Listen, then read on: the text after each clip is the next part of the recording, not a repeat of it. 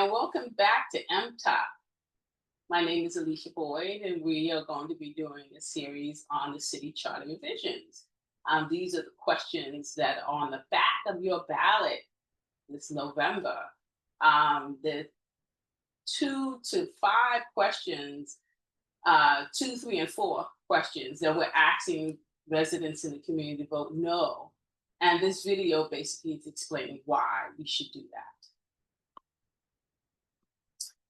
But before we do that, we just want to lay down some groundwork for you to understand what these proposals are about. Proposals are about development. And this is when a developer is not building as of right, which is where you don't have to ask any permission. You just go and get a building permit and you basically build what currently is around already, what you see basically.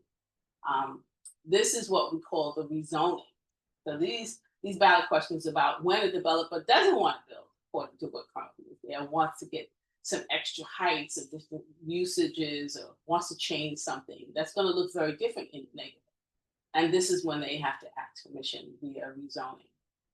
However, one thing we do want you to be aware of is that there was a lot of changes already that happened to the zone, right? There was a lot of increases that already happened that we haven't even seen yet.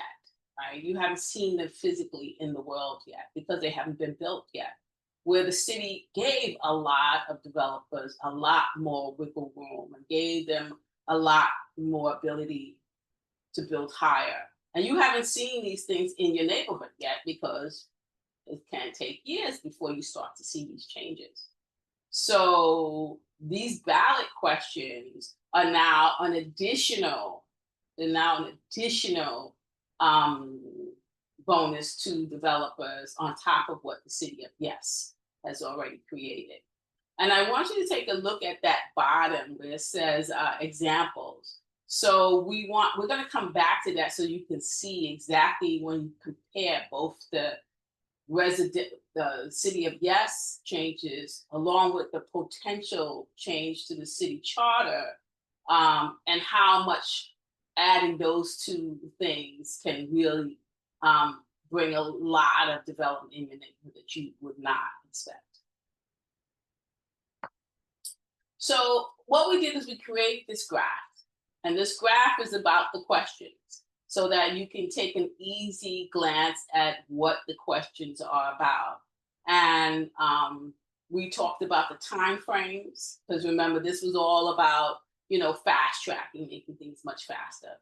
We're talking about the number of affordable housing, because again, it was always, we're going to create more affordable housing. We are looking also at the average medium income targets. That means how much money are they, how much money you have to have in order to qualify for those affordable housing units. The type of increases, height increases that you can get from these changes, and who are the power brokers? Or do they remain the same? Who's actually making these final determinations and decisions? So currently, if a developer wants to build something, they have to submit an application, and it takes between 2 to 5 years. That's really what takes the time, is the pre-certification. This is when a developer puts an application into the Department of City Planning that's controlled by the mayor. And basically that agency decides if that application is going to be certified. And they don't certify every application. About 60% of the applications are certified. And so there is this process that they have to go through. And that's really what takes the time, is making sure that, everything is done according to the law. And also this is where a lot of the deals get done, where a developer goes and checks with the city council person, checks with the mayor's office and says, will this project be approved by you guys if I submit this application and it winds its way into being certified? So we call this the pre-certification, which again is 2 to 5 years. The number of affordable housing units normally is between 20 and 30%, because it normally falls underneath the MIH, or the Mandatory Inclusionary Housing Program. The AMI targets can be as low as 40% AMI, which is for a family of 4 of $64,000. or can be as high as 200, 200,000, 210,000 for a family of four. Um, and a lot of times developers might choose the higher one and most of the time they don't choose the lower one. So there's a lot of wiggle room with that. The heights can be unlimited. That means they can act between 10 to, you know, uh, uh, you know, 10 stories to 50 stories. And there's normally 4 public hearings along this process. And who has the power in that process? Well, the city council has the power. And your local city council person has a lot of power. And so a lot of elected officials get pressured by the community to ensure that some of these development projects adhere to the needs of the community. They might negotiate, for benefits. They might negotiate for height. So they do basically all the negotiating with the city council. And then the mayor has power. So these two entities are the ones that have power. But in this case, it's the city council that has the final power. Very important. Now, question number 2, now we get into the ballot questions. There are 2 parts. So we call this question number 2, part 1. And again, the conditions are for any development project that a city entity or a government entity is willing to provide affordable housing to qualify for this fast track. They call it a fast track, right? So it's, again, the pre-certification is 2 to 5 years, okay? But after it's certified, it's only 1 to 2 months. So it's a much quicker process after, not before, but after. However, the number of affordable housing could be as low as 1% up to about 30%. So that means is that you can go through the fast track as long as you've gotten some government entity to give you money for some affordable housing. But there's no percentage of how much affordable housing. So you can do 1% or 5%, which could be 5 apartments. And then the AMI targets are normally about 80% AMI. And so for a family of 4, that's someone who makes $129,000 for a family of 4. The height could be unlimited. There's only 1 hearing that happens, and the city council it does not review it. The city council has no say over this. It completely removes the city council from this process, and it's determined by the Board of Standards and Appeals. And if you look on the other side, it says BSA, Board of Standards and Appeals, which is a 5-member board, all appointed by the mayor. So who's the power in that? Well, the mayor, because the mayor, don't forget, certifies the application via the Department of City Planning. And then the mayor then chooses the board members for the BSA, and so who he controls, right? Via those appointments. And then so it's the mayor making the final determination. Okay, so now we get to question number 2, part 2. And this is for 12 districts. So let me just show you what the 12 districts currently are. So I'm gonna just go and give you, so those are your 12 districts. These are the 12 districts that have been determined based upon data that the city has that has produced the least amount of affordable housing. And so this list will come out every 5 years, and any development project that's talking about creating affordable housing would be entitled to this fast track process. As you can see from this map, the reds will be the 12. However, some of the orange can be bumped up and back and forth until the final list is made. And then that list stays intact for 5 years. So what happens with that? So if your communities are part of those 12 districts, well, an application would go through, again, in 2 to 5 years, but then it would be After it's certified, it would only have 3 months. So it would change from the 7-month process to a 3-month process. The number of affordable housing can be again between 20 and 30%. The AMI targets can be between 40 to 130%. The height can be unlimited. There's only 2 hearings, public hearings. The city council again has no say over this. They won't even review it. The city council will be completely removed from the process. And it would just be the city planning commission. Again, if you look on that other side, it says CPC, City Planning Commission, controlled by the mayor, including the chair. So the mayor again controls this process, controls the application that gets certified by the Department of City Planning, and then it controls the agreement to that by the CPC, which is City Planning Commission. That again is controlled by the mayor. So that's what's going to happen for any projects that are in those 12 districts. So let me just show you an image before we move on to the next question. So question number 2, part 1, we wanted to just show you an image of what could happen on like a 1-story block. So this is an image that could happen. So a building like this could happen if a developer simply says that they're going to create some affordable housing and it's being supported by a government entity. So the government has to agree that they're going to be paying for affordable housing. Something like this could be built in your neighborhood. Okay. So now we go on to question number 3. So question number 3. The question number 3 is called modest. You know, they're saying, you know, developers that are asking for 30%, you know, increase is considered modest.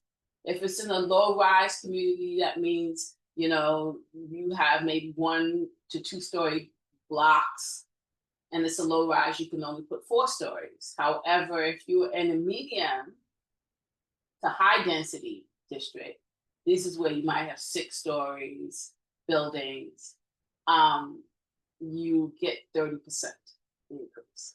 So let's look at those images so you can see exactly what we're talking about. So this is a modest increase. So here we have 1 to 2-story, you know, private homes. This could be 1 families or 2 families right here. And then they could get a bulky building like that right on the middle of their block. And yeah, that's what it could look like. If you are in a medium to high district area, you can go from, let's say, this very small, you know, 2-story, 3-story, and then you can see an apartment building that size. Now, remember we talked about before, we talked about the city of yes. So look at this. This is what we're talking about. If you look where you have an R6, so that's what you currently have, right? And then you have the city of yes that allows you to move up already to about 10 to 12 stories. So currently you have an R6 is 6 stories. Now you move up to an R7 that allows you 10 to 12 stories. And then you get this 30% increase and it moves you up to 17 to 24 stories. So you could wind up in your block that currently has 2 or 3-story buildings, you could wind up with a 24-story building. That is some major differences. Oh, and this is what could happen in those 12 community boards. And I forgot to give you these images. So as you can see, it could be a 1 to 2-story private house, and then you could get a very bulky building like that, or you can get a tall tower, depending upon the type of zoning that they're asking. Okay, so that's question number 3. Now, let's be clear about question number 3, because as we look, you look at the number of affordable housing and it says none. But why is that? Because The MIH program, the Mandatory Inclusionary Housing Program, only gets triggered when 40% the developer is asking for an additional 40%.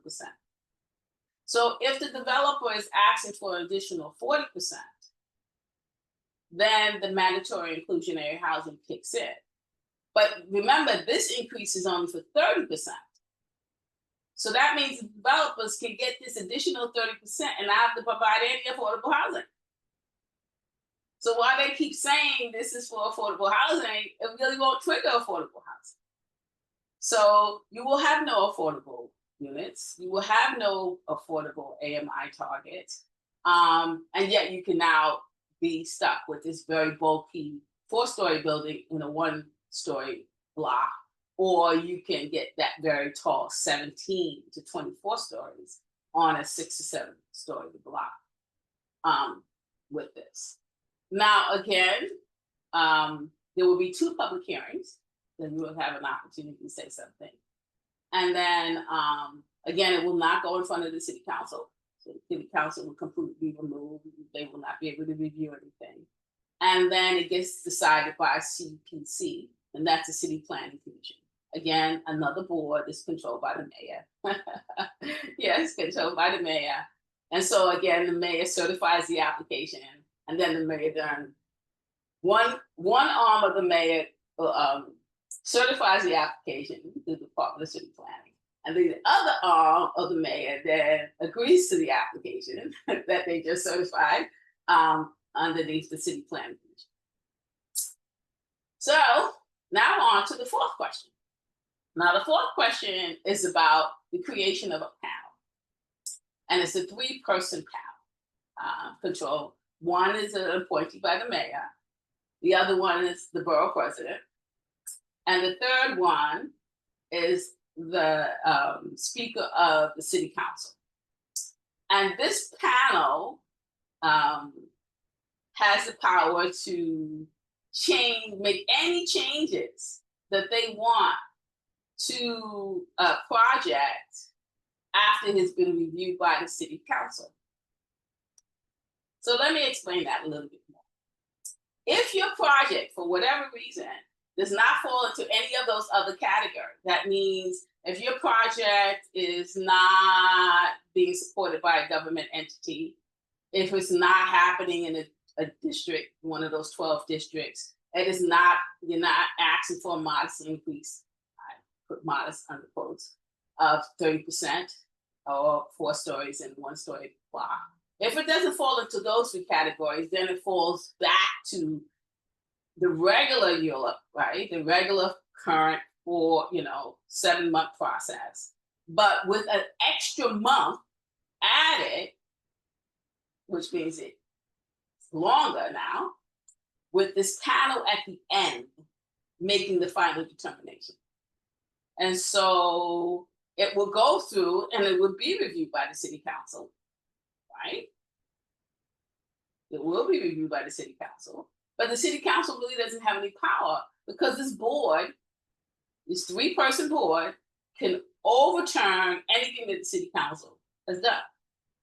So if it goes through the process and the city council negotiated for, let's say, more parking spaces, well, this panel, the developer can ask this panel to look at the application, and this panel will overrule the city council position. So again, the city council has no power because if you have this panel that can overrule, now 2 out of 3 votes, so there's 3 of them. So only 2, all you need is 2 positive votes to overrule what the city council. Now, of course, the mayor who certified the application is always going to, be okay with what he certified, right? The terms in which he certified. And so the borough presidents have all been, just so happy to get a little bit more power, which they don't have right now in this process. So they're going to get a little bit more power. And they've been very pro-development. Yes, we need to build, we need to build, we need to build everywhere. And so there you would have, the speaker of the city council possibly saying no, because they're going to support whatever the city council says, but it's not going to mean anything because the 2 out of the 3 will win. And this is a longer process. So instead of it speeding up, it's actually, so really what these city charter revisions are really about is removing the city council from the entire process. And really that's been the most powerful way in which communities have been able to put pressure on the city council person to give them, better options or not to allow certain types of development to come in their community. And now that option, the city council will be completely removed from the space. Now, some people are kind of wondering, well, is this even legal? Because we have these governing bodies that are supposed to do some balance, checks and balances, right? You have the mayor's office, and then you're supposed to have the city council that pushes back so there's a balance. And so not everything is, being decided by one person, which is the mayor, who's very far away from the community, whereas your local city council person is much closer to you and knows your community's needs a lot better than the mayor. But the ballot questions are there. And, it's up to you to make that decision if you want your community to lose more power in this process. Because really, this is what it is. It's about giving the mayor a lot more power in deciding what's coming into your neighborhood. And even if you like the current mayor or the mayor who's coming in, this would be for any mayor, right? These are long-term effects that will happen to any community. So even though you might not be, for example, you might not be on that 12 list, it doesn't mean that your community will not be on that 12 list 5 years from now or 10 years from now. So you have to be aware of what these effects can do to you. So let's see. Who are we? Well, we're MTOP, the Movement to Protect the People. We were the first community to stop the district-wide rezoning. We stopped the 470-foot tower that was going up against the Book of Botanic Gardens. We filed a lot of pro se litigant lawsuits to protect the community, and we're still filing some lawsuits. We filed a lawsuit against Reynoso for refusing to disclose information about the new board members, which we won. And we recently filed a lawsuit against a spot rezoning that's happening on Empire Boulevard, demanding that environmental impact statement. We got a temporary restraining order that's currently in effect. Yay! And we're asking, what can you do? What can you do? Well, you definitely can vote no. You need to tell others to watch this video. Tell others to vote no. Early voting starts on October the 25th. So let's, make sure that people are aware. Got to get the word out. Stay connected to us. Get on our email list and make a donation to us. We always appreciate all the help that you can give us. We do not take funding from any sources, so your support is worth everything. And we look forward to seeing you at our next video. Bye.